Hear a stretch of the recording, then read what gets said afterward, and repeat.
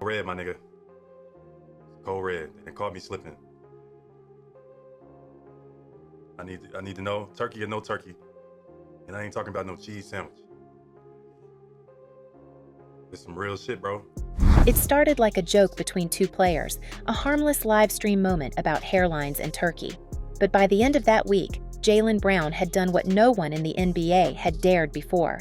He called out LeBron James not for basketball, but for his connection to the one man now sitting behind bars and unable to protect him, Sean Diddy Combs. What seemed like a punchline has turned into a scandal threatening to pull one of the biggest athletes on the planet into the same legal and moral storm that destroyed a music empire.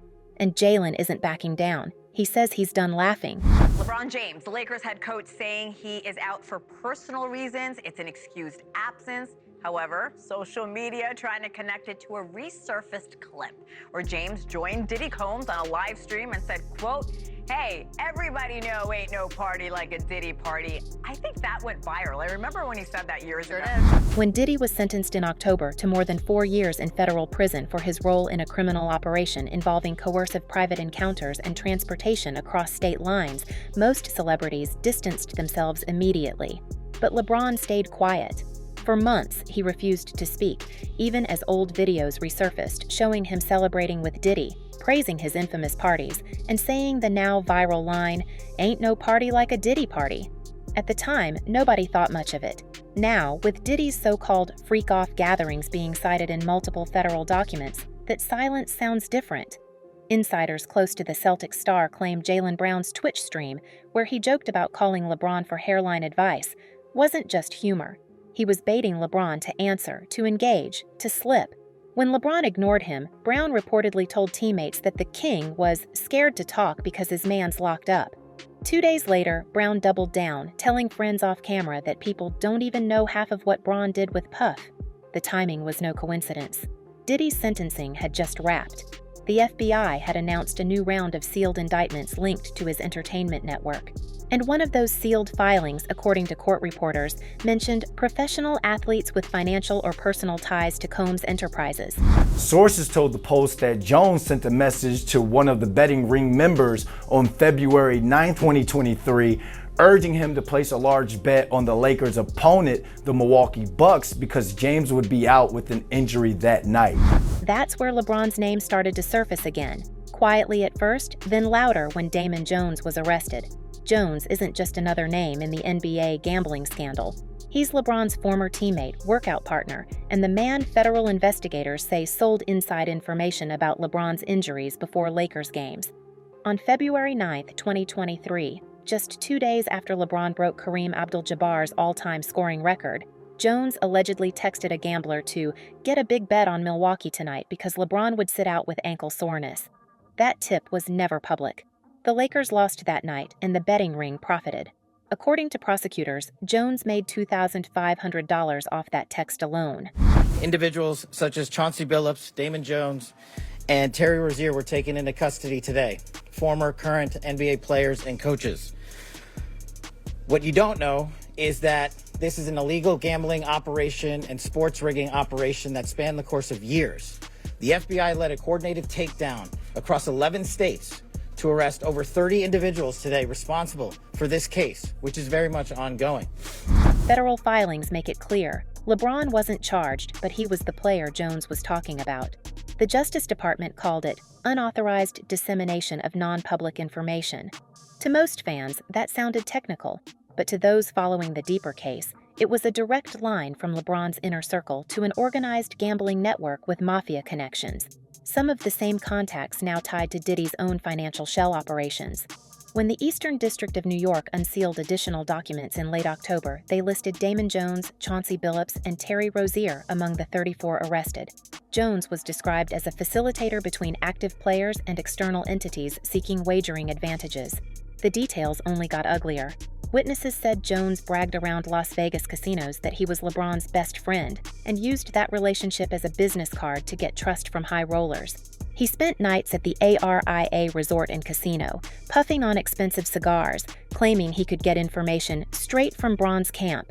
That image doesn't square with the LeBron James the world knows, a father, philanthropist, and outspoken advocate for fair play. Yet it's that contrast that makes Jaylen Brown's allegations hit so hard. By mid-October 2025, just after Diddy's sentencing and the league's gambling arrests, Brown began posting cryptic messages on social media, clock emojis, cage emojis, and one line that read, "The truth looks different when your bodyguard's gone." Fans thought he was referring to a personal rivalry, but people close to him say he was referring to Diddy's imprisonment and to LeBron's alleged vulnerability without his longtime benefactor in the open world. "He's alone now," one insider said. "All those NDAs don't matter if the people who signed them are getting subpoenas." The first indictment involves 6 defendants. This scheme is an insider sports betting conspiracy that exploited confidential information about National Basketball Association athletes and teams.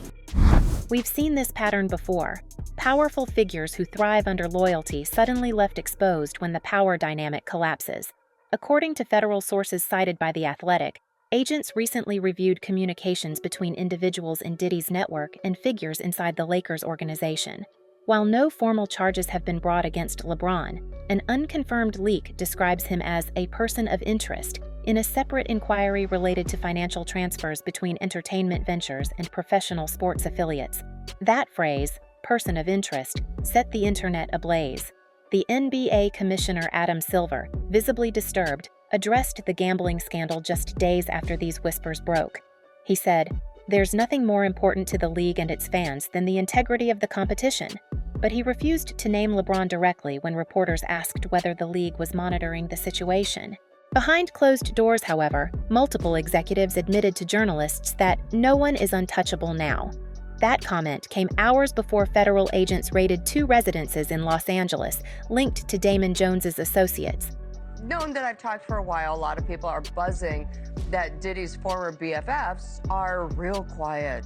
And they have been. And people were wondering why and who's the next to fall. And then Jay-Z comes out, and then LeBron James says, "I'm stepping away for excused personal reasons." And people are going, oh, what is going on? In that same week, a resurfaced photo of LeBron at one of Diddy's private events went viral, this time because of what he was wearing. Social media users called it the maid's dress photo, an image many dismissed as doctored. But the timing was disastrous. It emerged as Diddy's former employees described the ritual humiliation that allegedly took place at his gatherings. The photo reignited speculation about how close LeBron really was to those parties. LeBron's team offered no comment, and his publicist quietly canceled a scheduled interview on an LA radio station. Jaylen Brown, meanwhile, seemed to enjoy every second of it. On a live stream, he said only, "Code red, they caught me slippin'." Fans assumed he was still talking about his hairline, but those who follow the feud closely insist the phrase was a layered jab, a signal that he knew more than the public realized. Days later, he told teammates he'd been advised not to speak further because it's about to get real. The coincidence of that statement with the leaked person of interest note can't be ignored. Tick tock, the clock is ticking on Diddy because on Friday he finds out what his sentence is going to be. But today, he found out what prosecutors would like that sentence to be, and it is vastly different from what his attorneys have suggested to the judge. Prosecutors want him to do 11 years, just over 11 years. By late October, sports media started connecting the dots. Diddy imprisoned, Damon Jones indicted, Jaylen Brown taunting LeBron, and the league drowning in a gambling scandal that had already taken down coaches and players. Add to that the resurfaced Diddy-LeBron videos, and suddenly a pattern formed, a network of friendships, favors, and silence. The narrative shifted from isolated scandals to a single web of influence stretching from the music industry's darkest corners to the highest levels of professional basketball. Insiders who once worked for Combs say they've seen names, athletes, executives, performers, on internal guest lists now being examined by investigators. One of those names, they claim, is LeBron James. They describe these lists as insurance, leverage Diddy kept in case anyone turned on him. Now that he's behind bars and reportedly targeted by other inmates, those files might become bargaining chips.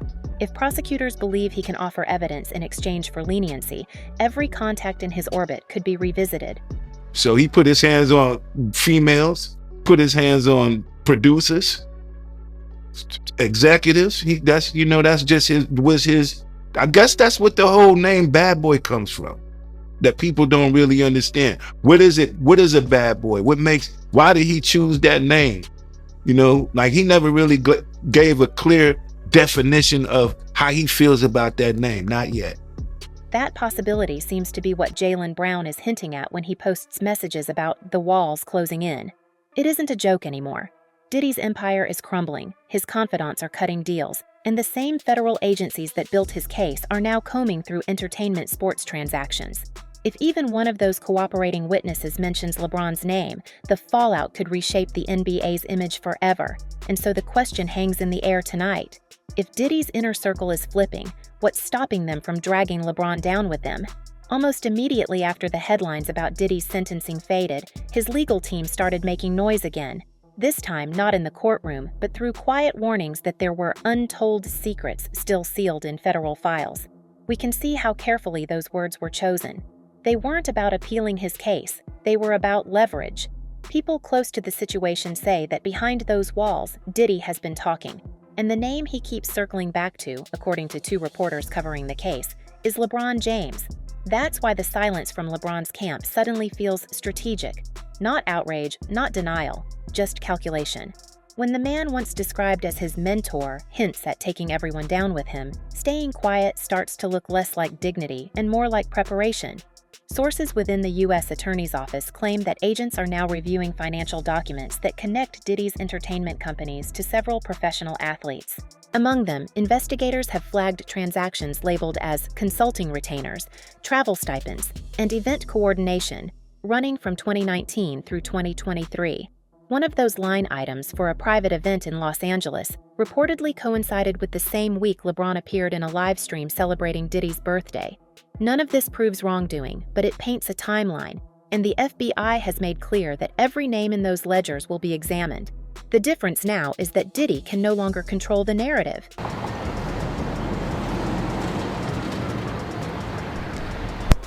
Hey LeBron, how you doing tonight, man? Yo, you wish Diddy happy birthday, man? Where do you get the man that has everything, LeBron? We've also learned that Damon Jones, the man already indicted for leaking insider information about LeBron's injuries, may have been dealing in something far more dangerous than game day secrets. A witness who spent time with Jones in Las Vegas told investigators that he would brag about knowing everything happening inside LeBron's personal life. He allegedly told high-stakes poker players that he could deliver stories worth more than any bet. Those conversations, according to people familiar with the transcripts, took place in the same mafia-linked poker circles, now central to the broader gambling indictment. Within those private rooms, information was a currency, and the names being traded weren't just athletes, but their friends, partners, and business affiliates.